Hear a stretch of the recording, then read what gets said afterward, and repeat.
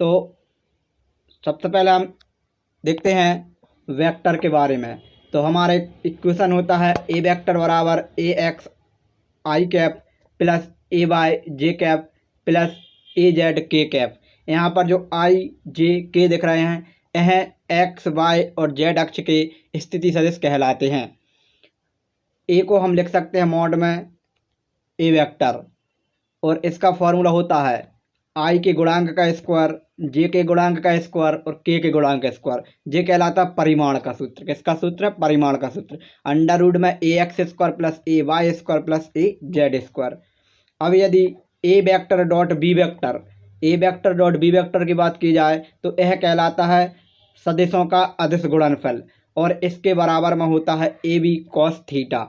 और यदि ए vector cross B vector की बात की जाए तो यह कहलाता है सदिशों का सदिश गुणनफल। इस बिंदु को डॉट बोलते हैं और इसको क्रॉस बोलते हैं। डॉट रहता है तो कॉस आता है और क्रॉस रहता है तो साइन आता है। ठीक, तो ए बी साइन थीटा। अब इसके बाद नेक्स्ट है गति की।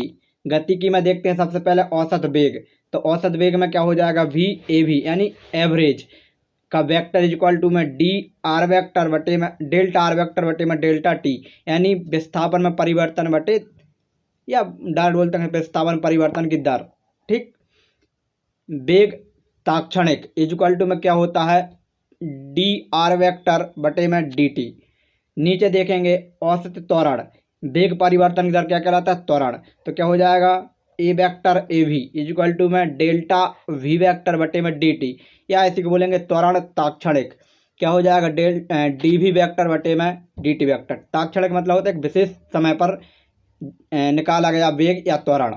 अब इसके बाद गति के समीकरण। गति के समीकरण से एक क्वेश्चन जरूर बनता है। तो गति का प्रथम समीकरण होता है v बराबर u plus a t. V होता है अंतिम वेग, यू होता है प्रारंभिक वेग, ए होता है त्वरण और टी होता है समय। यदि कोई वस्तु गति कर रही है तो ये अंतिम वेग है, ये प्रारंभिक वेग है, और ये त्वरण है और ये समय। द्वितीय समीकरण है एस बराबर U T plus half A T square. अब यहाँ पर जो एस है वो है विस्थापन। ठीक, तृतीय समीकरण है v square minus u square is equal to में 2as। इसके बाद रिलेटिव वेलोसिटी। तो क्या होता है? V vector a upon v is equal to में v a vector minus v b vector. Next हमारा सी पी व सी वी में संबंध मेयर समीकरण होता है। तो C P minus C V is equal to में होता है आर, ये कहलाता मेयर समीकरण। ठीक, इसके बाद नेक्स्ट है हमारा प्रक्षेप गति। तो प्रक्षेप गति में यदि हम किसी वस्तु को ऊर्ध्वाधर ऊपर की ओर फेंकते हैं तो वह वस्तु जिस कोण के साथ ऊपर जाती है वो कहलाता है उसका क्षैतिज कोण, क्षैतिज के साथ बनाया गया कोण। ठीक, और जिसके साथ जो कोण बन रहा है उसके साथ घटक होगा कॉस थीटा, और जिसके साथ कोण नहीं बनता उसके साथ चलता है साइन थीटा। ठीक, तो एक्स बराबर होता है यू टी कॉस थीटा और वाई बराबर होता है u t sine theta minus का 1/2 जी टी स्क्वायर, और वाई बराबर होता है एक्स टेन थीटा माइनस का g upon 2 u square cos square theta into में एक्स स्क्वायर। यदि इसके उड्डयन काल की बात की जाए तो उड्डयन काल होता है टी बराबर 2u साइन थीटा अपॉन में जी। यहाँ से एक नंबर क्वेश्चन बनता है। ठीक, फिर इसके बाद क्षैतिज परास की बात की जाए तो क्षैतिज परास की बात तो क्या हो जाएगा? क्षैतिज परास आर बराबर यू स्क्वायर साइन 2 थीटा बटे में जी। और अधिकतम ऊंचाई की बात की जाए तो अधिकतम ऊंचाई होती है u square sine square theta upon में 2g। यहाँ से एक न्यूमेरिकल जरूर आता है बिल्कुल 4 नंबर में। तो तीनों चीज़ें निकालनी होती हैं, तो तीनों के फॉर्मूले हैं और बस बाकी वैल्यू क्वेश्चन में दी रहेंगी। नेक्स्ट कार्य ऊर्जा और शक्ति। तो कार्य क्या होता है? बल इंटू विस्थापन। तो दो सदिशों का अदिश गुणनफल कार्य के रूप में रहता है। ठीक, कार्य एक अदिश राशि है लेकिन ये दोनों क्या सदिश रूप है और इनका क्या अदिश गुणनफल। यदि हम इस डॉट को हटाते हैं तो क्या आता है? Cos theta. और इसका हम टोटल वर्क निकालें तो क्या होता है? समाकलन F vector dot D S vector. गतिज ऊर्जा क्या होती है? 1/2 एम वी स्क्वायर, या इसी को लिख सकते हैं पी स्क्वायर बटे में 2m। स्थितिज ऊर्जा होती है एम जी एच। शक्ति औसत पी एवरेज बराबर delta W upon delta T. कार्य परिवर्तन की दर को बोलते हैं शक्ति। ठीक, और ताक्षणिक शक्ति की बात की जाए तो F vector dot V vector.